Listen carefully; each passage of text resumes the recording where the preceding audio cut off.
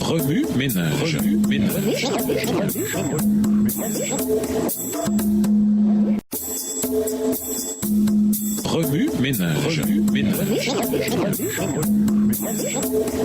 Bienvenue dans votre émission Remue ménage. Nous voilà à la leçon de dimanche, le désir de mourir de Paul. Notre histoire s'ouvre sur Paul, l'apôtre toujours en déplacement. Il était soit occupé à prêcher l'évangile, soit à éviter la mort ou les deux.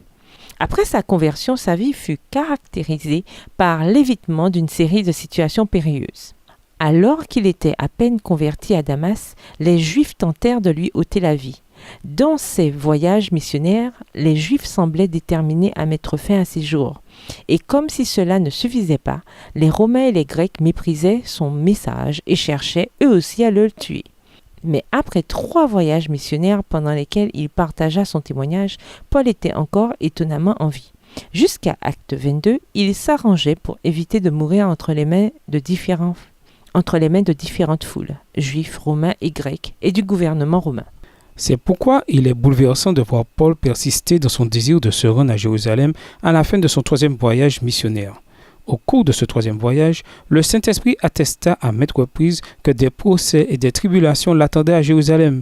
Malgré ces avertissements, Paul ne renonça pas à ce voyage. Sa déclaration aux anciens de l'église d'Éphèse peut nous donner un aperçu de sa motivation. « Et maintenant, je me rends à Jérusalem comme le Saint-Esprit m'oblige à le faire, et j'ignore ce qui m'y arrivera.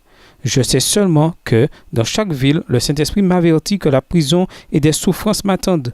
Mais ma propre vie ne compte pas à mes yeux. Ce qui m'importe, c'est d'aller jusqu'au bout de ma mission et d'achever la tâche que m'a confiée le Seigneur Jésus. Proclamer la bonne nouvelle de la grâce de Dieu. » Acte 20, les versets 22 à 24. Paul avait le désir de mourir. Il désirait mourir à lui-même pour pouvoir accomplir le ministère que Jésus lui avait confié. Le ministère de Paul. Lisons Acte 21, les versets 23 à 26. Acte 21, les versets 23 à 26. Eh bien, voici ce que nous te conseillons. Nous avons parmi nous 4 hommes qui ont fait un vœu.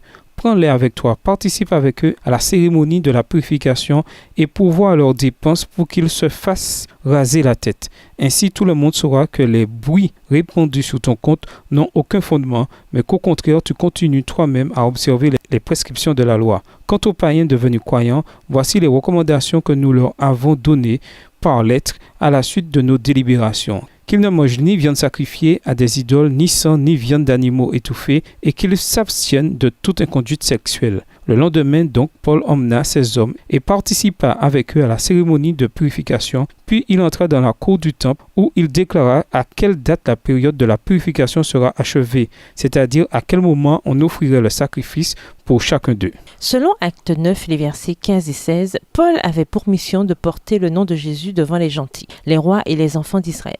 Ceci est particulièrement important dans le contexte de l'Église chrétienne primitive, considérant que l'unité au sein du corps était en jeu. Des croyants juifs méprisaient la prédication aux gentils et même une fois devenus chrétiens, ils les traitaient irrespectueusement. De plus, certains croyants juifs étaient persuadés que les gentils convertis au christianisme devaient observer la loi mosaïque pour être sauvés, un concept qu'ils n'hésitaient pas à enseigner. Pourquoi les Juifs étaient-ils aussi en colère ? Nous vous invitons à lire Acte 21, les versets 27 à 36. Nous avons là l'un des nombreux exemples où les Juifs réagirent avec véhémence au message de Paul, ce qui suscite la question suivante. Pourquoi ces Juifs étaient-ils aussi en colère ?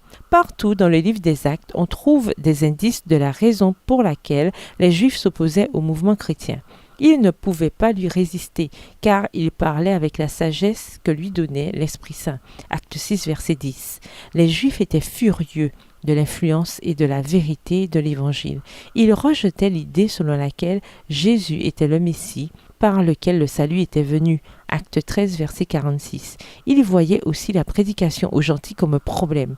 Dès que Paul parla à ses auditeurs de sa mission de prêcher l'évangile aux gentils, ils explosèrent de rage. Acte 22, les versets 21 et 22. De plus, ils maintenaient que la loi mosaïque était toujours valide. Et c'était là-dessus que reposait leur accusation contre Paul. L'idée selon laquelle Paul méprisait la loi et le temple, Acte 21, verset 28, ces deux derniers points étant partagés par les juifs chrétiens et les juifs non chrétiens. Le témoignage de Paul. Nous vous invitons à lire Acte 21, les versets 1 à 29. Paul fut arrêté et se servit de cette occasion pour s'adresser à la foule impliquée dans l'émeute. Il raconta comment le Seigneur l'avait convaincu du christianisme et lui avait donné la mission de prêcher l'évangile aux gentils. Il savait que son expérience personnelle aurait un impact bien plus grand que l'exposé de la vérité. Il leur parla en hébreu, ce qui nous montre qu'il s'adressait spécifiquement à son auditoire juif. Il commença par leur dire combien la majeure partie de sa vie était imprégnée des coutumes juives. Il mit en contraste son ancienne vie de persécuteur des chrétiens avec sa nouvelle vie de chrétien pour montrer qu'il avait changé de manière drastique. Il utilisa son témoignage pour illustrer à quel point Dieu est au centre du mouvement chrétien.